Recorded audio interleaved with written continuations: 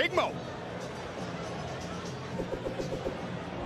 Ladies and gentlemen, our sixth bout on the card is scheduled for 5 3-minute rounds in the cruiserweight division. Introducing first, fighting out of the blue corner, please welcome the Teagan, Jarome Hatch.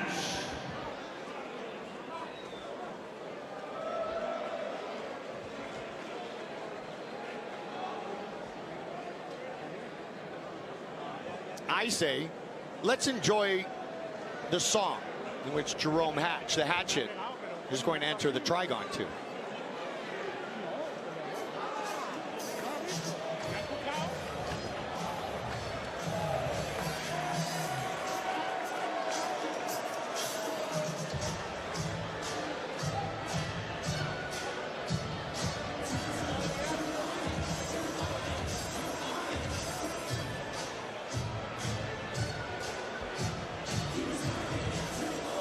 Jarome Hatch, born in Provo, Utah, has trained in Utah with UFC veterans Steven Styler, former Ultimate Fighter winner, you're never a former, and Court McGee, one of the good guys in our sport.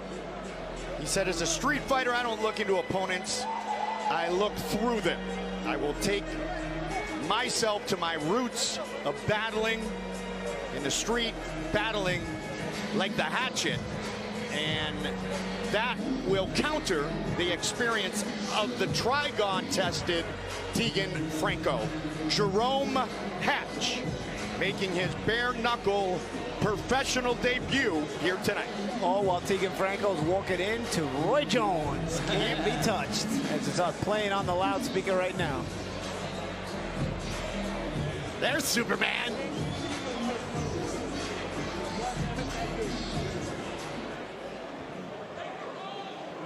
And his opponent, fighting out of the red corner, please welcome to the Teagan, Teagan Franco.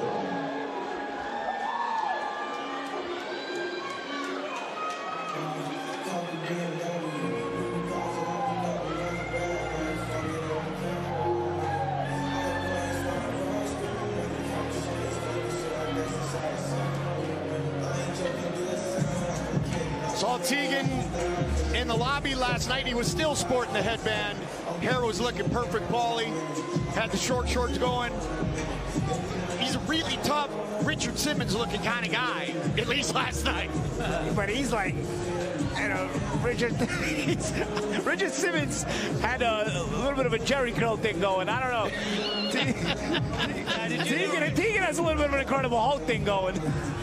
Now, did you know Richard Simmons was a 4-time All-American in wrestling at Oklahoma State? I did not know that. That's unbelievable. I'm lying. I was gonna Franco was.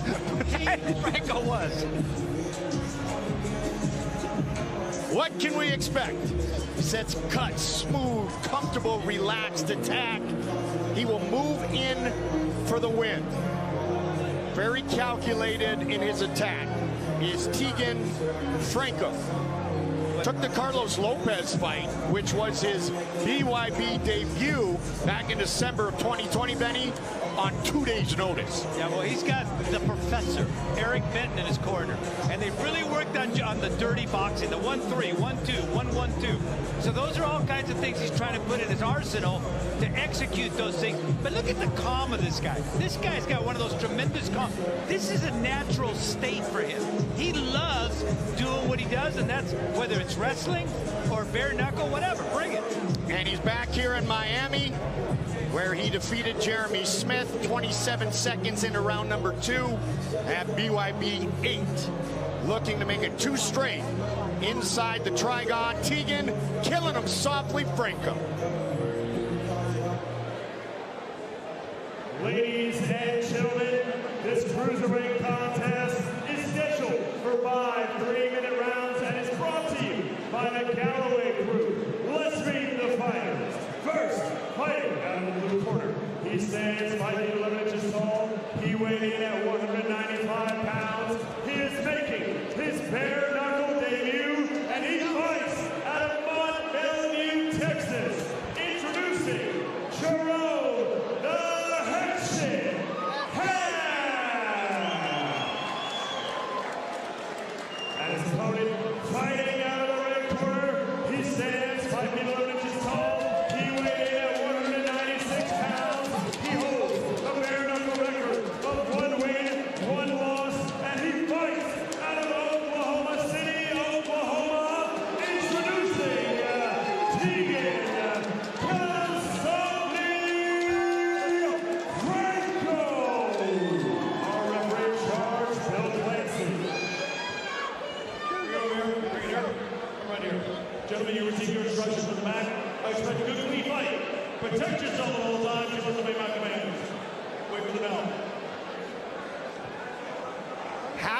Teagan Franco in the ready position.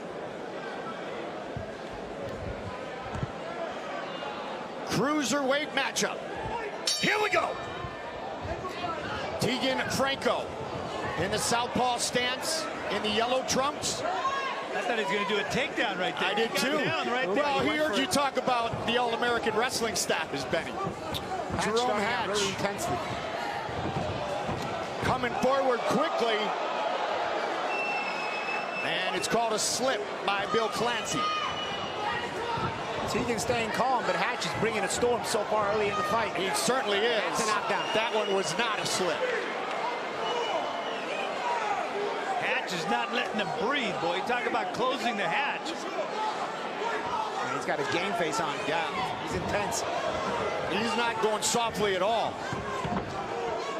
Jarome Hatch, a showman, switching stance. It seems like Teagan is trying to weather the storm before he starts answering back, but he's not careful. He's going to wind up getting blown away by the storm. And he hurt his hand when he went down. He did. Embraced that fall with that right hand. His body language is not great. It is all over, just like that. He went down on his right hand awkwardly. He's shaking it out. But the reality of it is that Jarome Hatch was in attack mode from the very start. Well, they say if your hair starts standing up, lightning's about to strike you. Amen. And I'll tell you what, Jarome Hatch was lightning in this fight.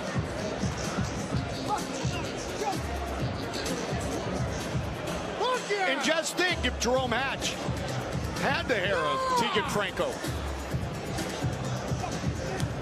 That was an amazing, amazing onslaught he brought. I mean, it was relentless, and there was nothing that was going to stop Jarome Hatch.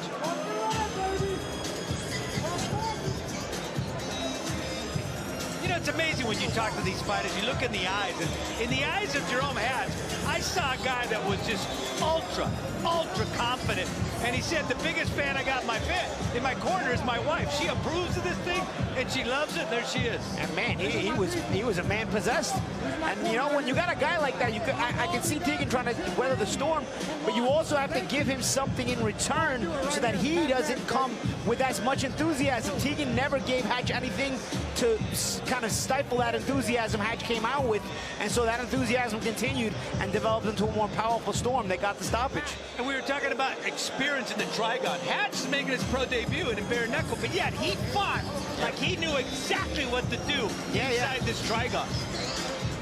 18 years in mixed martial arts, 45 plus combined fights, 43 in MMA, 26 wins, 14 of them by knockout. That experience, the 6 tough man competitions that he ruled, it all showed up, and it showed up right at the start of this fight against Teagan Franco. And we didn't even see his best punch. His best punch is an uppercut. Yep. With a right. He looks to land that uppercut.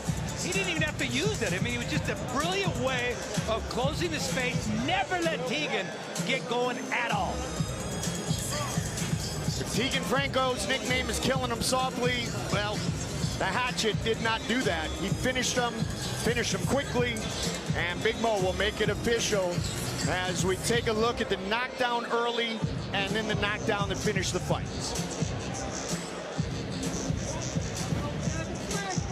And there's that end of that fight.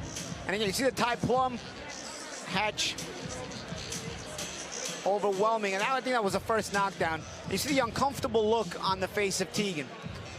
Let's see if this is the second knockdown. There, again, the overwhelming shots. That was where, was that the first knockdown or the second? I'm trying to figure out where the hand might have fell awkwardly. Well, it was in the last time he fell down. Yeah, and here's, again, here it is. Overwhelming. See that hand go down? Yeah.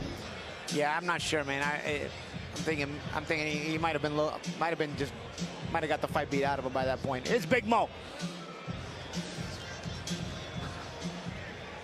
Ladies and gentlemen, referee Bill Clancy calls a stop to this contest at 1 minute, 9 seconds of the very first round, declaring your winner by TKO.